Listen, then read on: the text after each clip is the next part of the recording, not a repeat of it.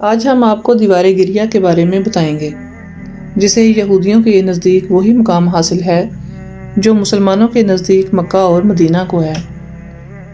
یہ دیوار تاریخی اور مذہبی اعتبار سے کیا اہمیت رکھتی ہے، یہودی یہاں آ کر کیوں آہوزاری کرتے ہیں، یہ سب کچھ جاننے کے لیے آپ سے گزارش ہے کہ ویڈیو کو آخر تک دیکھیں تاکہ آپ کو مکمل معلومات مل سکیں۔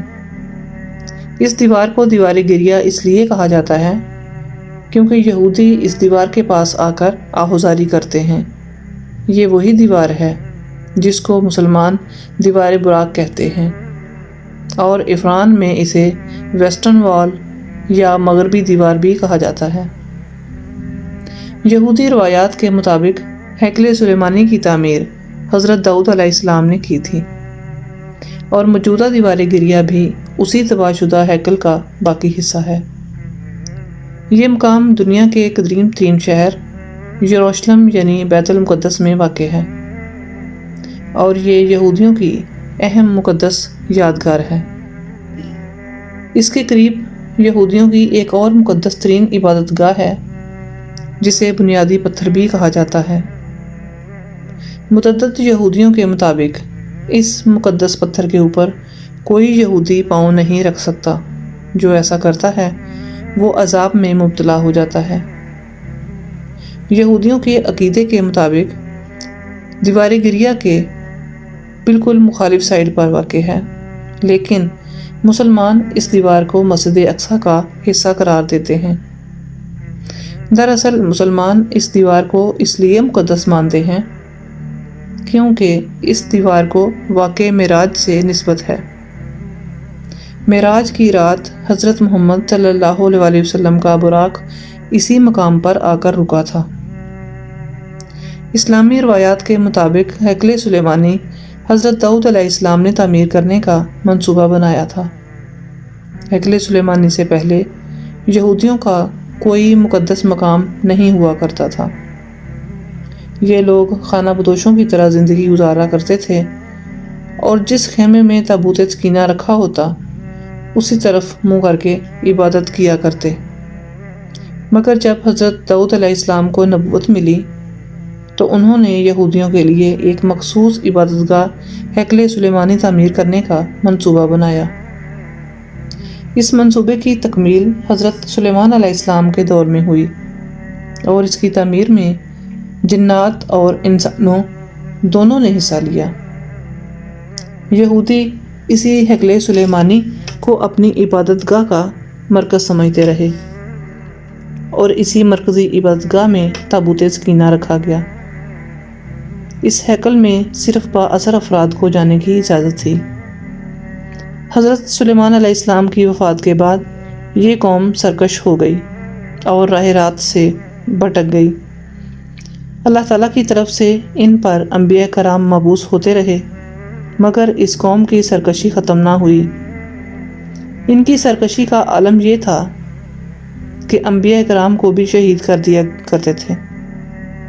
پھر اللہ تعالیٰ کی جانب سے ان پر عذاب نازل کیا گیا، اور جو بابل کا بادشاہ تھا اس نے تل ابیب کے علاقے پر حملہ کر دیا اور آدھے سے زیادہ یہودیوں کو قتل کر دیا، اور باقی یہودیوں سے کہا گیا کہ اپنے ہاتھوں سے اپنی مقدس عبادت گاہ کو تباہ کرو۔ چنانچہ ایسا ہی ہوا۔ اس نے ہیکل کی تباہی کے بعد ساری یہودی قوم کو غلام بنا لیا، اور ہیکل میں موجود تابوت سکینہ کو ساتھ لے گیا۔ تابوت سکینہ چونکہ یہودیوں کے نزدیک ایک مقدس تابوت کی حیثیت رکھتا تھا، اس لیے یہودی قوم برکت حاصل کرنے کے لیے اسے استعمال کرتی تھی۔ بخت نصر نے اس تابوت کی بے حرمتی کی۔ اس وقت چونکہ دنیا میں یہودیت مذہب برحق تھا، اس لیے بخت نصر پر خدا کا عذاب نازل ہوا، اور اس کی سلطنت پر ذوالقرنین نے حملہ کر دیا۔ انہوں نے ان کی حکومت کی اینٹ سے اینٹ بجا دی اور تمام یہودی غلاموں کو رہا کر دیا۔ حضرت ذوالقرنین ایک نرم دل اور انصاف پسند آدمی تھا۔ اس نے یہودیوں کو بھی ہیکل سلیمانی تعمیر کرنے کی اجازت دے دی۔ ہیکل سلیمانی تو دوبارہ تعمیر ہو گیا، لیکن یہودیوں کی سرکشی کم نہ ہوئی، تو اللہ تعالیٰ نے ایک رومی جنرل ٹائٹس ان پر مسلط کیا، جس نے پھر ہیکل سلیمانی کی اینٹ سے اینٹ بجا دی۔ اس نے یہودیوں کا قتل عام کیا، باقی یہودیوں کو ملک بدر کر دیا، پھر انہیں غلام بنا لیا۔ تقریباً 2000 سال یہ قوم اسی طرح بھٹکتی رہی، لیکن حضرت عمر رضی اللہ تعالیٰ عنہ کے دور میں نہ صرف تمام شکست خوردہ عیسائیوں کو عام معافی دی گئی، بلکہ بابل کے یہودیوں کو برابری کے حقوق دیے گئے، قیدیوں کو رہا کر دیا گیا، اور ہیکل سلیمانی کی مغربی دیوار سمیت تمام علاقوں کو مقدس قرار دیا گیا۔ مغربی دیوار کو مضبوط کیا گیا اور تمام انتظامات یہودیوں کو سونپ دیے گئے۔ حضرت عمر رضی اللہ تعالیٰ عنہ کے دور میں مغربی دیوار تو انہیں مل گئی، لیکن انہیں مرکزی مقام حاصل نہ ہوا، جو جنگ عظیم اول کے بعد انہیں ملا۔ جنگ عظیم اول کے بعد جب برطانیہ نے فلسطین پر قبضہ کیا تو اس قوم کو مرکزی حیثیت ملی۔ یہودی آج تک اس دیوار کو ہاتھ لگا کر گڑ گڑاتے ہیں، روتے ہیں، توبہ معافی طلب کرتے ہیں۔ اب یہی دیوار ان کا قبلہ ہے، لیکن وہ ہیکل سلیمانی کی مکمل اور مستحکم تعمیر کے خواہش مند ہیں۔